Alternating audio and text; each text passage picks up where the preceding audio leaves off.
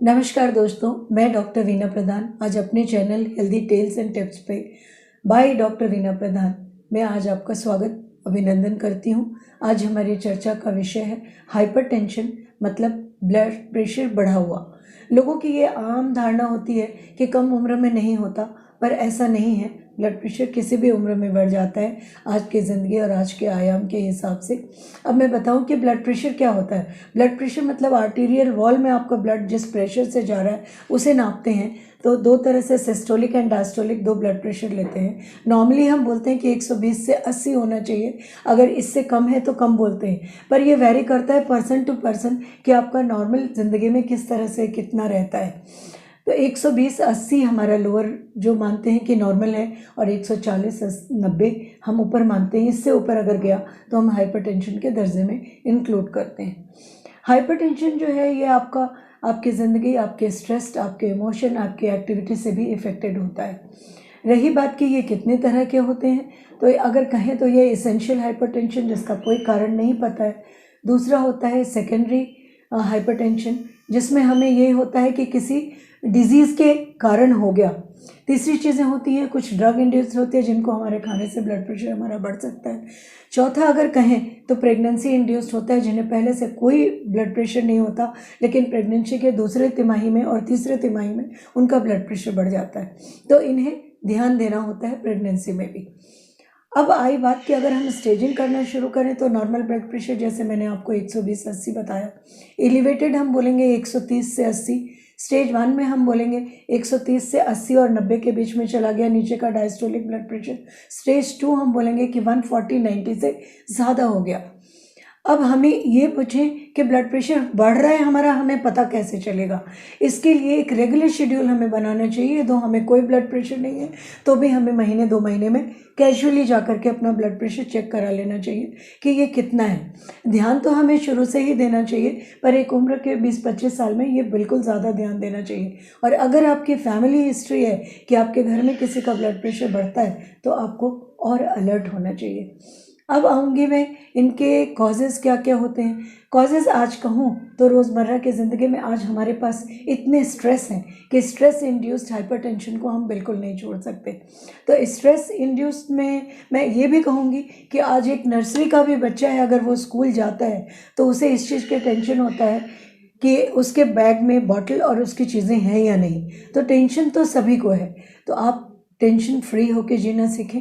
दूसरी चीज़ डाइट की आती है।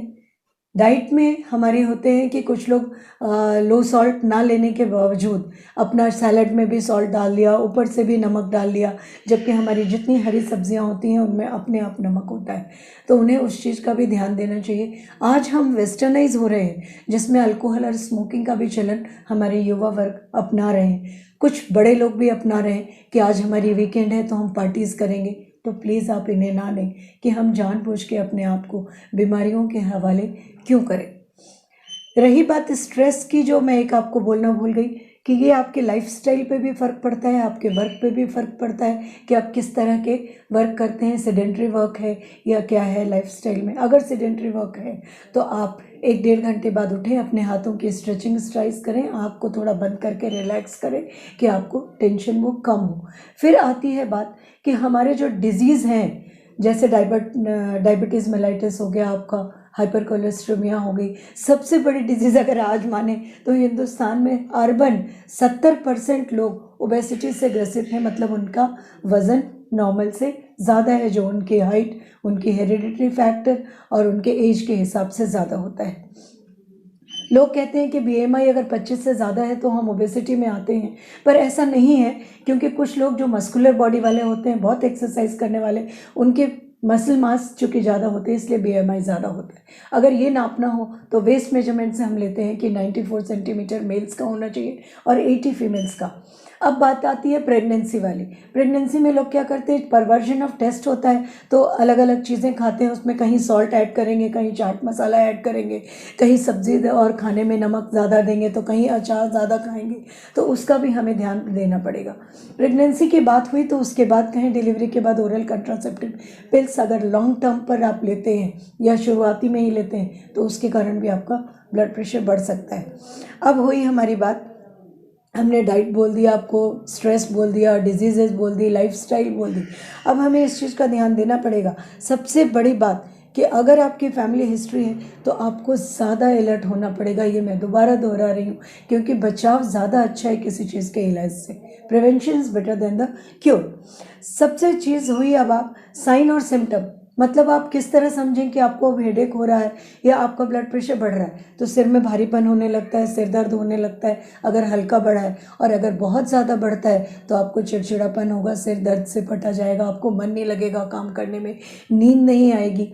और अगर और ये क्रॉनिक हो गया तो फिर आपके किडनी फंक्शन पे भी फ़र्क पड़ता है। कुछ लोगों को यूरिन में ब्लड आने लगते हैं, कुछ लोगों को आई में ब्लड के स्पॉट्स होने लगते हैं। तो इन चीज़ों का आपको ध्यान रखना पड़ेगा, क्योंकि अगर हमने इसका ट्रीटमेंट नहीं किया तो आपको स्ट्रोक हो सकता है, आपको हार्ट डिजीज़ हो सकती है, आपको रीनल डिजीज़ हो सकती है, आपको आई प्रॉब्लम हो सकती है। तो इन चीज़ों से बचने के लिए एक सर्टेन इंटरवल पे 6 महीने या साल भर में आप अपना हीमोग्लोबिन या सीबीसी कराएं, दूसरा लिवर फंक्शन टेस्ट कराएं, किडनी फंक्शन टेस्ट कराएं और आई टेस्ट ज़रूर कराएं। अब सबसे लास्ट में या तो हम कहें कि टेक होम मैसेज है या केयर, दोनों में हम ले सकते हैं। टेक होम मैसेज में सबसे बड़ी बात कि स्ट्रेस को रिलीव करना सीखें, चाहे वो म्यूज़िक से हो, चाहे वो योगा से हो, चाहे वो मेडिटेशन या आपको जिस काम में मन लगता है। डाइट में आप फैटी डाइट ज़्यादा ना लें, ग्रीन वेजिटेबल स्प्राउट्स इनको ज़्यादा स्थान दें, और जितना आप खाते हैं कैलोरीज उसको आप खर्च करने का सोचें, वो एक्सरसाइज से करें। एक्सरसाइज में कहूँगी मैं कि अगर वॉकिंग करते हैं या एक्सरसाइज करते हैं, दोनों मिला करके आपके 45 minutes 5 days in a week होना चाहिए। जैसे बच्चों को 1 दिन की छुट्टी देते हैं, आपको 2 दिन की छुट्टी है। अगर आप स्विमिंग और साइकिलिंग करते हैं तो that is the best thing जो आप कर सकते हैं। फिर आई डाइट की बात। डाइट में जैसा मैंने पहले बोला आपको कि सॉल्ट एडिशन ना करें, थोड़ा जितना डालते हैं उससे थोड़ा कम में ही खाएं तो चलेगा। अगर आपको कोई डिजीज़ है और डॉक्टर से आप सलाह ले रहे हैं तो उन चीज़ों की दवाइयाँ जब आपके डॉक्टर ने बुलाया, जैसे खाने को कहा, उसे ज़रूर खाएंगे। फिर आई रेस्ट की बात। नींद आपकी पूरी होनी चाहिए जिससे आप फ्रेश होकर उठें और एक अच्छे दिन की शुरुआत कर सकें। उसके बाद आती है आपकी चीज़ें। एक और चीज़ मैं बोलूँगी कि अगर आपको ब्लड प्रेशर है तो आप एक सॉल्ट आता है जिसे हम लोना सॉल्ट बोलते हैं, मतलब लो सोडियम सॉल्ट। यहाँ एक चीज़ कहें कि अगर आपकी डाइट डिफिशिएंस है, पोटेशियम, कैल्शियम, मैग्नीशियम और विटामिन डी की डिफिशिएंसी है, तो भी आपको ब्लड प्रेशर बढ़ सकता है।